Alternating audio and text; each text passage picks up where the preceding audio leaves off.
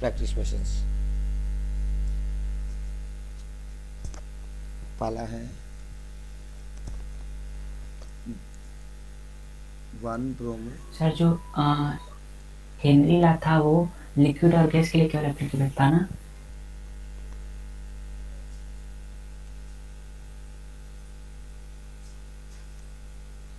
Bromo benzene,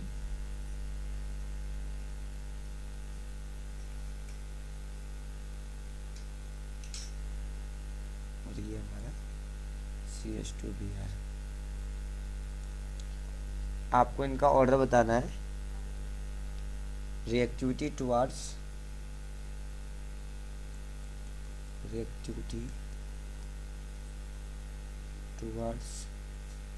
SN1 reaction. SN1 reaction कितने step में चलता है बच्चे? 2 स्टेप में। इसमें SN2 के का भी बताना है आपको। चल ठीक है, ये मान ले हमारा, एक काम करो, इस ए को ना 1 बना लो, क्वेश्चन नंबर 1। ये A, B और C है। आपको बताना है सबसे ज़्यादा रिएक्टिव कौन होगा SN2 के हिसाब से। SN2 का मतलब कितने स्टेप में जाएगा? Single step. और ये किस पर डिपेंड करता है, कार्बोकेटायन की स्टेबिलिटी पर या फिर? स्टेरिक। हाँ, तो ये किस पे फॉरवर्ड करता है? Steric hindrance. Hmm, steric hindrance के डायरेक्टली प्रोपोर्शनल होता है कि इनवर्सली?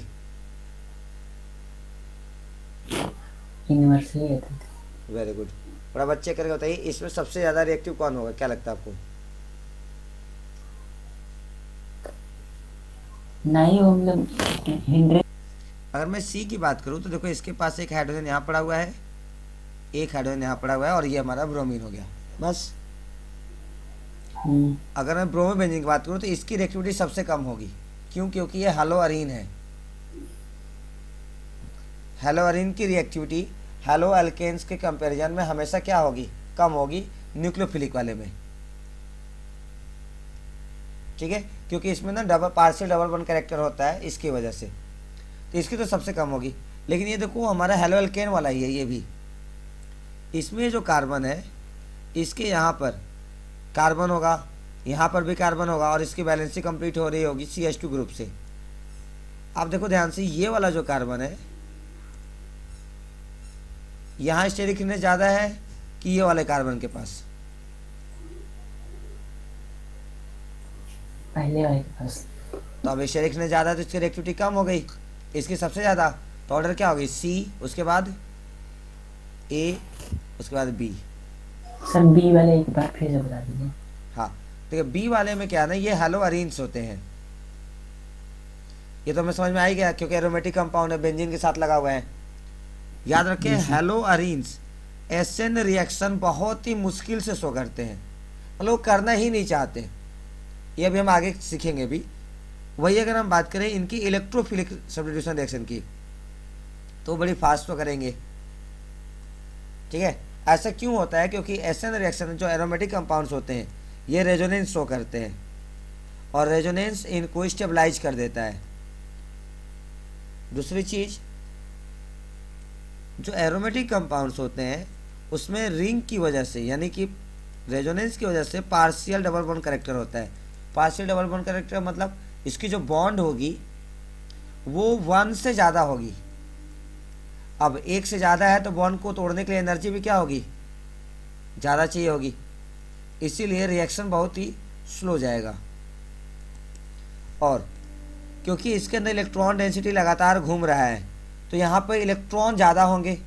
अब इलेक्ट्रॉन्स ज़्यादा होंगे तो इसके ऊपर नेगेटिव चार्ज आने के चांसेस है कि पॉजिटिव चार्ज के? फिर से पूछिए। अगर किसी भी ऑब्जेक्ट के पास इलेक्ट्रॉन ज़्यादा है तो उसके पास नेगेटिव चार्ज ज़्यादा होगा कि पॉजिटिव चार्ज?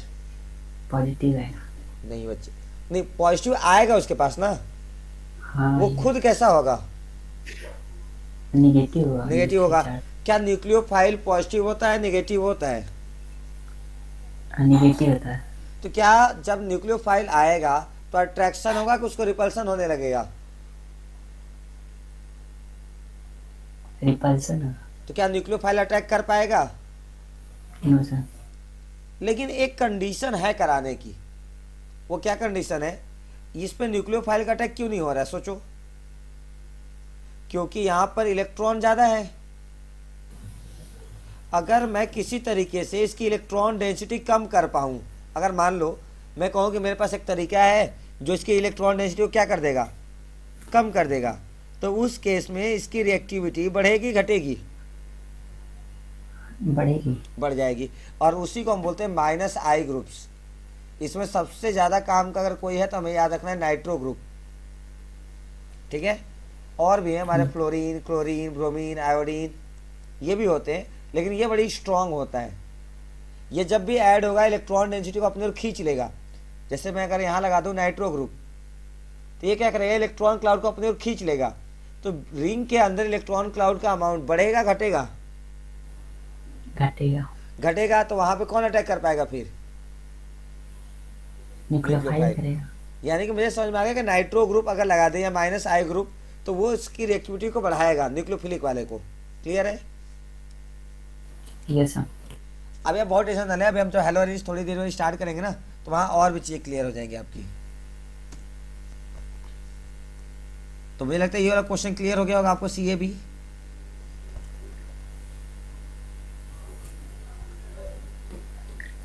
Yes sir. ठीक है, अगला क्वेश्चन देखिए। आपको SN2 रिएक्शन का ही रिएक्टिविटी ऑर्डर बताना है।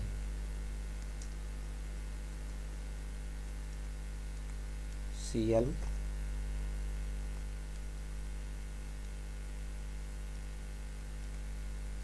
CH2Cl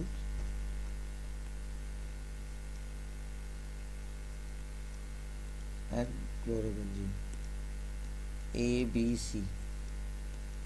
बताए सबसे ज़्यादा रिएक्टिव कौन होगा।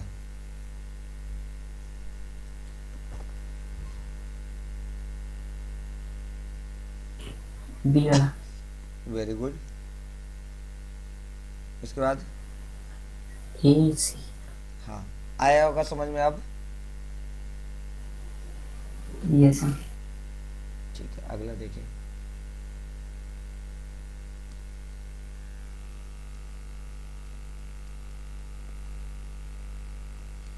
आयोडीन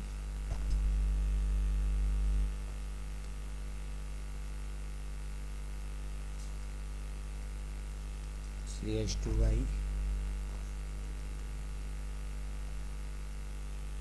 और ये हो गया I, ABC। बोले ऑर्डर।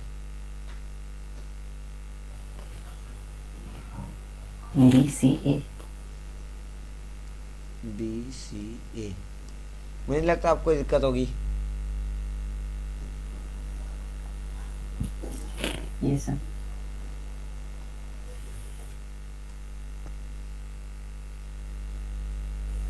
अगला क्वेश्चन देखिए। CH2 डबल बॉन्ड CHBr, इसके साथ है CH3 CH double bond CH Br and C6H5Br। उसके बाद है CH2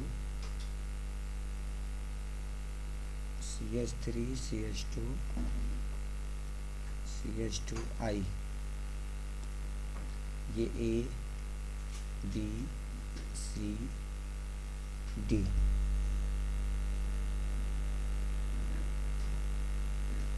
SN1 के अकॉर्डिंग बताना है आपको। अब SN1 का मतलब कार्बोकैटायन की स्टेबिलिटी देखनी है आपको।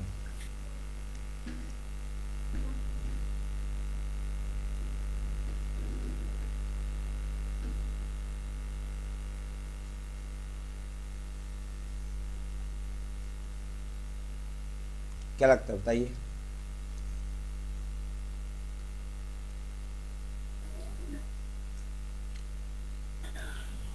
सर एक बता दीजिए। इसमें ढूंढना है कार्बोकैटायन। इसको तोड़ेंगे तो कार्बोकैटायन यहाँ बनेगा, हाँ। इसको तोड़ेंगे तो यहाँ बनेगा। ये देखो ध्यान से, ये आपका हेलोअरीन है, दिख रहा है आपको, C6H5 बेंजीन वाला। Yes, basically sir. ये हमारा ब्रोमो बेंजीन है ऐसा। तो ये तो सबसे लास्ट में आएगा। चलो, सबसे ज़्यादा रिएक्टिव कौन होगा, ज़्यादा स्टेबल कौन है, ये प्लस आई, इसका भी लगेगा, इसका भी लगेगा।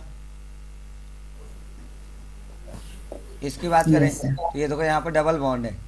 डबल बॉन्ड क्या करते हैं, थोड़े से माइनस आई ग्रुप रखते हैं अपने पास, यानी इसको अनस्टेबल करेगा। तो ये अपनी ओर खींचेगा और ये इसको थोड़ा सा देगा, ये क्या करेगा, अपनी ओर सिर्फ खींचेगा। तो था सबसे ज़्यादा रिएक्टिव कौन है, D वाला होगा, डी वाला। उसके बाद B वाला, A वाला, फिर C वाला। हाँ बी, ए और सबसे लास्ट में सी। देख लीजिए एक बार, Clear. CH3 CH2 I, next है CH2 double bond CHI, C6H5I,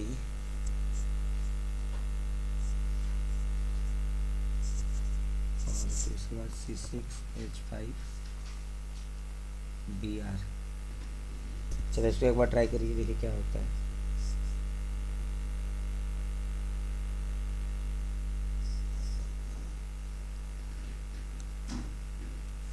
इनमें सबसे ज़्यादा रिएक्टिव कौन होगा, SN1 ही बताना है आपको।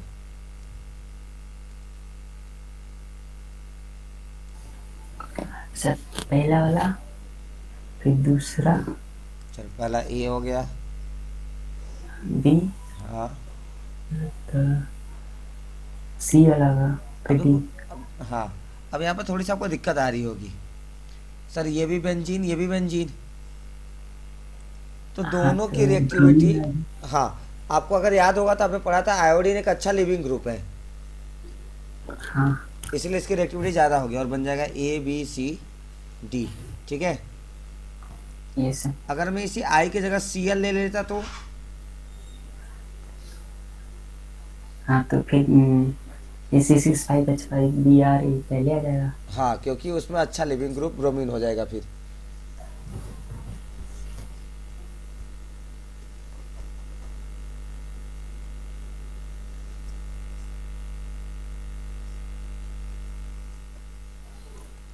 एक बार आप क्वेश्चन देख लीजिए, रिएक्शन वही SN1 के ऑर्डर में बताना है।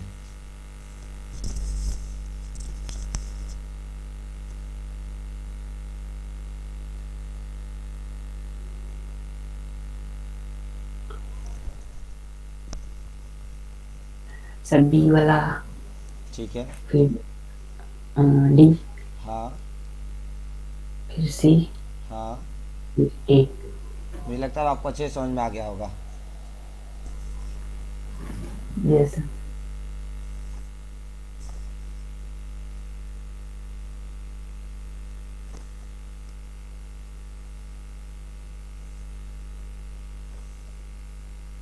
यहाँ क्लोरीन है,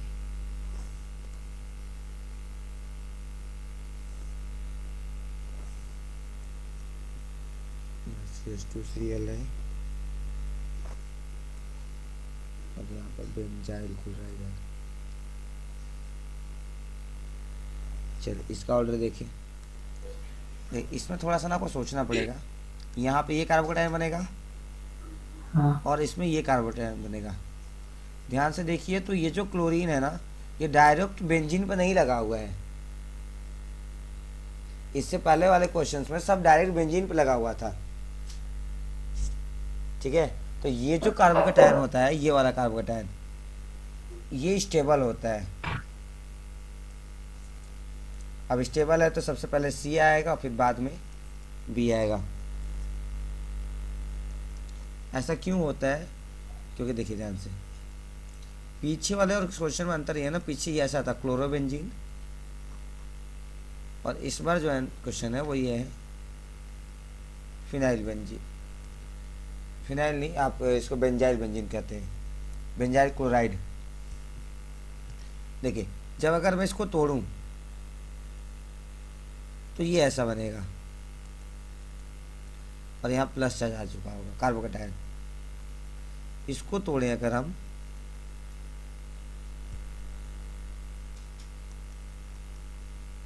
ये और यहाँ पर आया होगा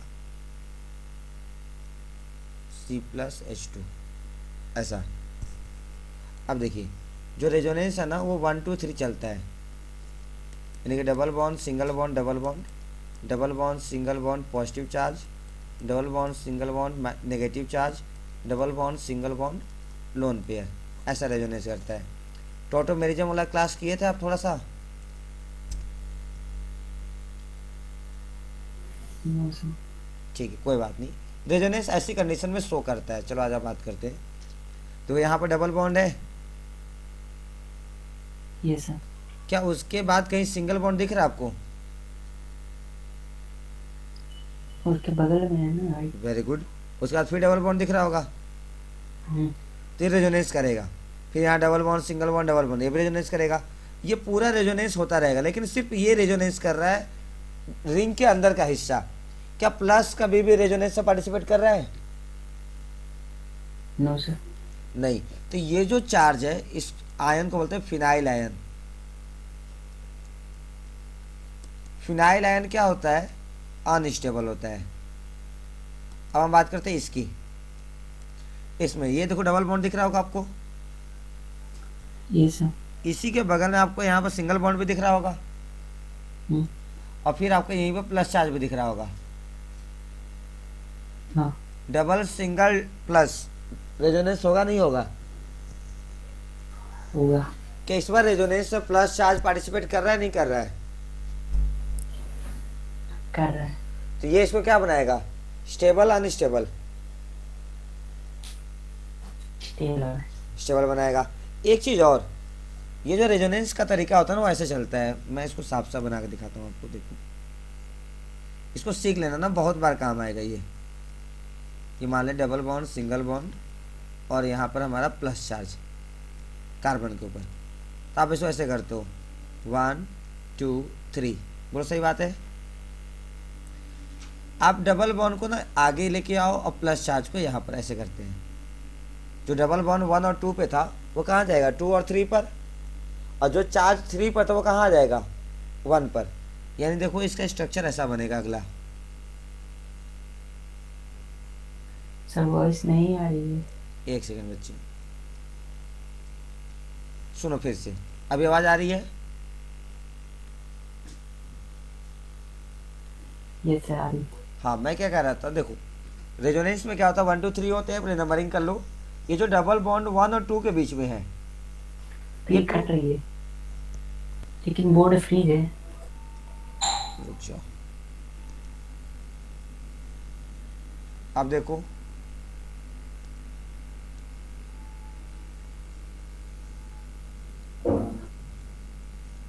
बोर्ड आया कि नहीं अभी?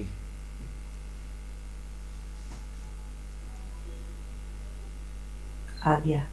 हाँ देखो, इसमें रेजोनेंस कैसे कराते हैं। पहला काम आप नंबरिंग करते हो 1 2 3, ठीक है।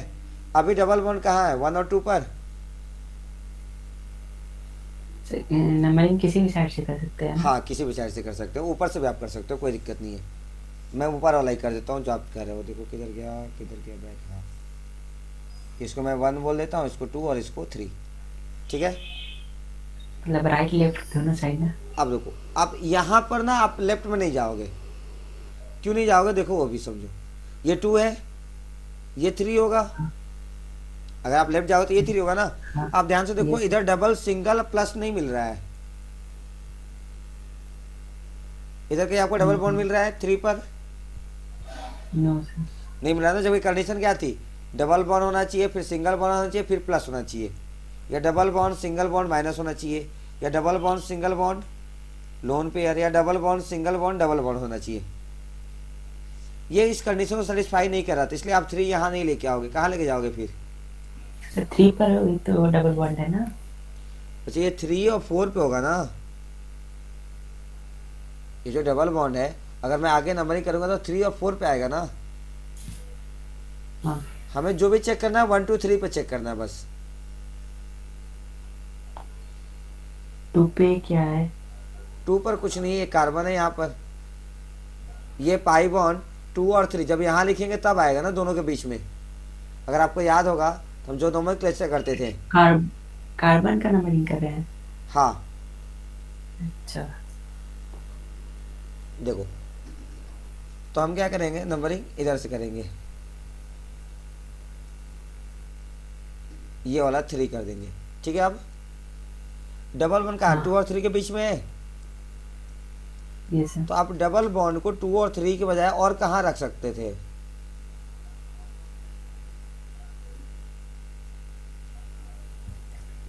2 3 के बजाय 1 2 पे भी आ सकता है ये, तो इसको उठा के यहाँ कर देंगे 1 2 पर। जैसे आप 1 2 पे करोगे ये प्लस चार्ज 1 से कहाँ चला जाएगा तुरंत? 3 पे। 3 पर। आप बताओ ये प्लस चार्ज कहाँ आ चुका, अब रिंग के अंदर। प्लस चार्ज हाँ क्या बता रहा होगा, रिंग के अंदर इलेक्ट्रॉन डेंसिटी ज़्यादा हो गई है कम हो गई है? कम हो गई है। कम हो गई है। अब हमें HG- मालूम है कि अगर रिंग के अंदर प्लस चार्ज आता है या फिर इलेक्ट्रॉन डेंसिटी कम हो जाता है तो इसकी रिएक्टिविटी SN रिएक्शन में बढ़ जाती है घट जाती है? सर फिर अगर रिंग के अंदर प्लस चार्ज है तो इसके ऊपर न्यूक्लियोफाइल का अटैक करना आसान होगा कि मुश्किल? आसान होगा। यानी कि इसकी रेट ऑफ रिएक्शन बढ़ गई घट गई? बढ़ जाएगी। बढ़ जाएगी, यही मैं कह रहा था। तो जब आप क्लोरोबेंजीन की बात करते हो या फिर कोई भी, यहाँ पर अगर प्लस चार्ज आता है फिनाइल, तो ये हाईली अनस्टेबल होता है क्योंकि ये रेजोनेंस में पार्टिसिपेट नहीं करता है। जबकि ये वाला जो पार्ट होता है ये वाला, ये हाईली क्या हो जाएगा, स्टेबल, क्योंकि ये रेजोनेंस स्टेबलाइज होता है, इसमें रेजोनेंस पार्टिसिपेट करता है। आगे समझ में? ये सर। ठीक है।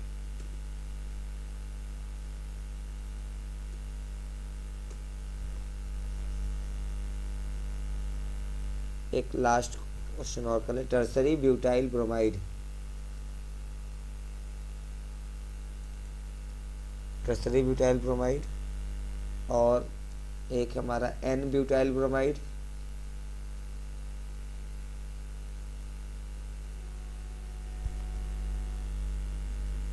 और एक है N ब्यूटाइल आयोडाइड। N का वाला समझ में आ रहा होगा आपको?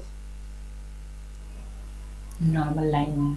हाँ नॉर्मल लाइन। अच्छा, आप बताओ तीनों में से रिएक्टिविटी SN1 के अकॉर्डिंग किसकी ज़्यादा होगी किसकी कम होगी? आप चाहो तो स्ट्रक्चर भी बना सकते हो, कोई दिक्कत नहीं है।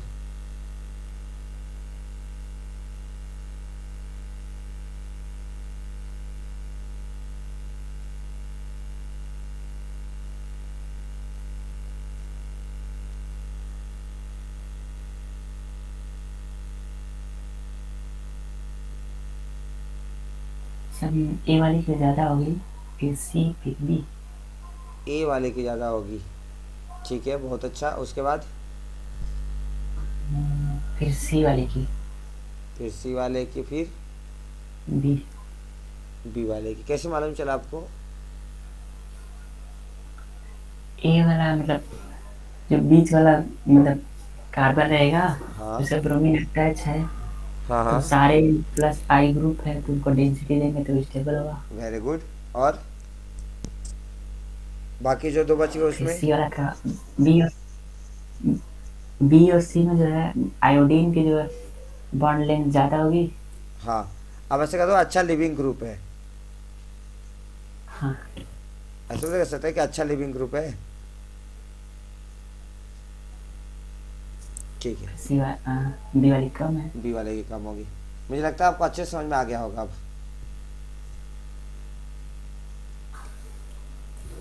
Yes sir.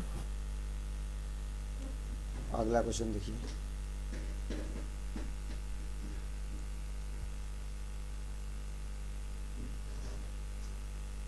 SN1 रिएक्शन के लिए अकॉर्डिंग बताना आपको।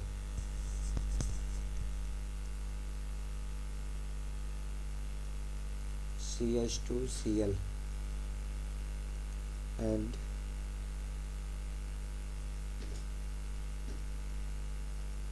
CH2Cl, बताइए कौन ज़्यादा रिएक्टिव होगा?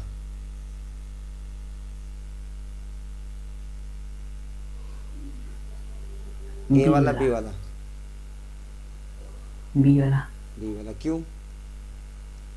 जो रेजोनेंस शो करेगा ना। हाँ, क्योंकि ये रेजोनेंस स्टेबलाइज होगी, ये प्लस आएगा यहाँ पर और ये पूरे इलेक्ट्रॉन की तरह घूमता रहेगा, जबकि यहाँ पर रेजोनेंस नहीं होगा। बीच में रिंग जो बनी है वही मतलब शो करने के लिए कि हाँ, नहीं, बीच के जो रिंग है ना वो ऐसा होता है एक्चुअली, ये ऐसा ना हो कि बल्कि ऐसा होना चाहिए, ऐसा। अब देखो वो ध्यान से रेजोनेंस के लिए दिखाते हैं। ना, हाँ, ये double bond, single bond plus charge resonance में आएगा, पार्टिसिपेट करेगा। अब यहाँ से अगले में क्या होगा ना, प्लस यहाँ आ जाएगा, यहाँ पर डबल बॉन्ड यहाँ आ चुका होगा। अब देखना ध्यान से, double bond, single bond plus charge, फिर से रेजोनेंस करेगा, ये सब अब प्लस यहाँ आ जाएगा, डबल बॉन्ड यहाँ आएगा, फिर देखो double bond, single bond plus charge, फिर से रेजोनेंस करेगा, प्लस कहाँ आ जाएगा, यहाँ पर। और यहाँ पहले से डबल बॉन्ड था, देखो double bond, single bond plus charge, फिर से आ गया और वापस प्लस चार्ज घूम के जहाँ से चला था वहीं पहुँच जाएगा।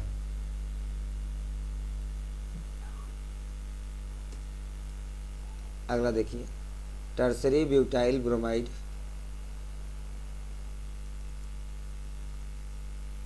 And n butyl bromide.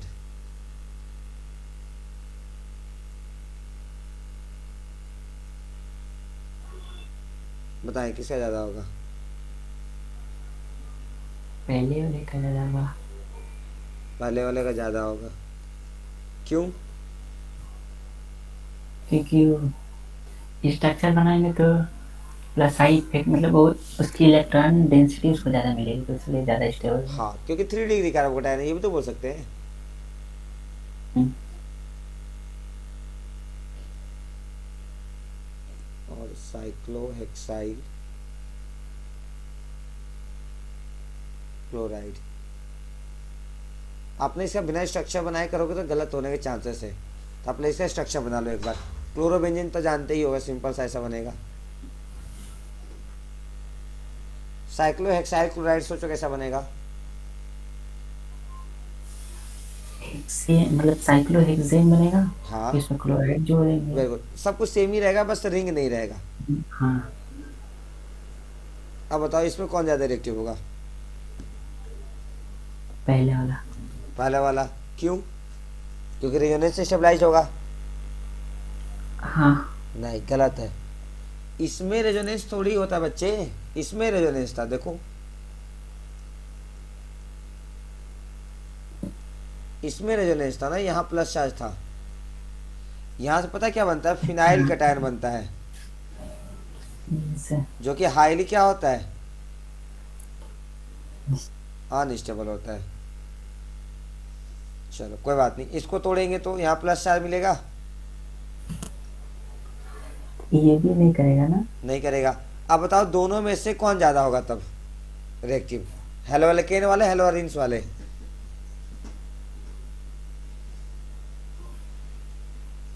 B वाला। बी वाला। आप इसको ऐसे भी देख सकते थे कि इसमें भले से ये रेजोनेंस से पार्टिसिपेट नहीं कर रहा है, लेकिन इसका रिंग तो है ही ना अंदर का। हाँ, और रिपेल करेगा। हाँ, जबकि इसमें ऐसा कुछ भी नहीं है।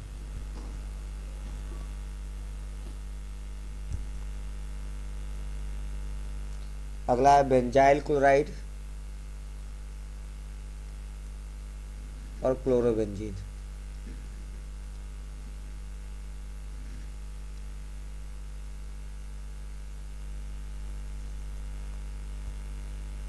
बेंजाइल क्लोराइड कौन होगा? बेंजाइल हैलाइड याद है?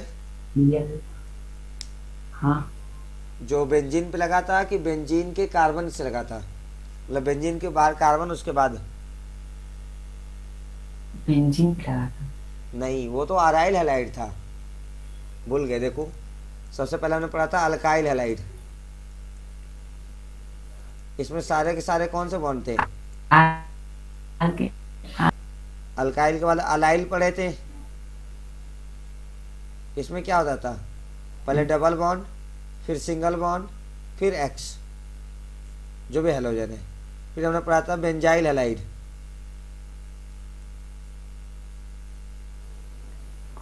इसमें होता था बेंजीन, फिर कार्बन, फिर हैलाइड। और जब बेंजीन पे ही लगा था उसका नाम था अराइल हैलाइड। सिमिलरली जो डबल बॉन्ड पे लगा था उसका नाम था विनाइल हैलाइड। याद आया कुछ?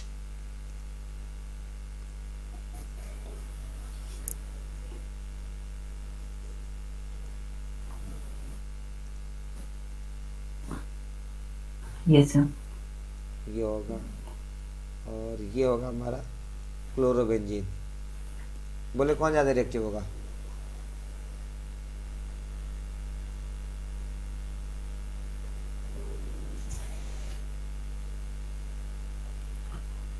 सब पहला वाला। हाँ, क्योंकि इसमें स्टेबल कार्बोकेटायन बनेगा। हाँ, आपकी वॉइस कटने लगी है। अच्छा, देखिए इसमें कौन होगा?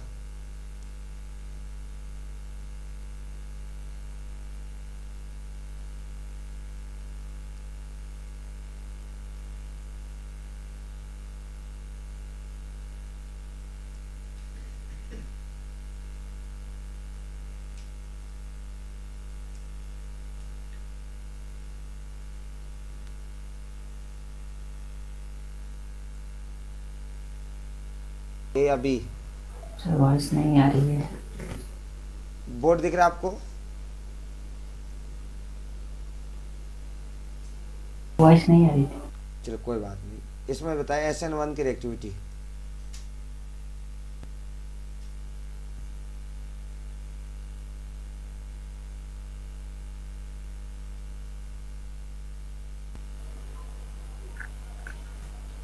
सर सी वाला। सी वाला। फिर बी। हाँ, CBA।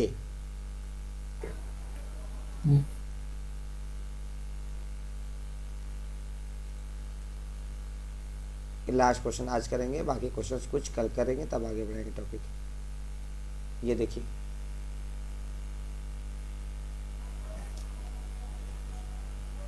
बी वाला होगा। बस आज इतना ही, बाकी अगले क्लास करते हैं ना। ठीक है।